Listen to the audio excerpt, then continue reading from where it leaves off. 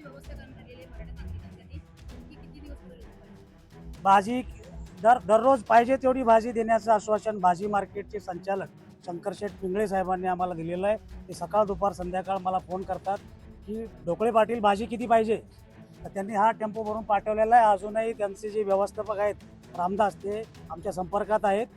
तर जेवढे दिवस लोक राहतील मनोदादांचं जेवढे दिवस आंदोलन आहे तेवढे दिवस एक्झिबिशन सेंटर नवी मुंबई आणि कांदाबटा मार्केट मसाला मार्केट भारतीय विद्यापीठचं शाळा आहे पुन्हा तेरणा विद्यालय या ठिकाणी सोय केलेली आहे.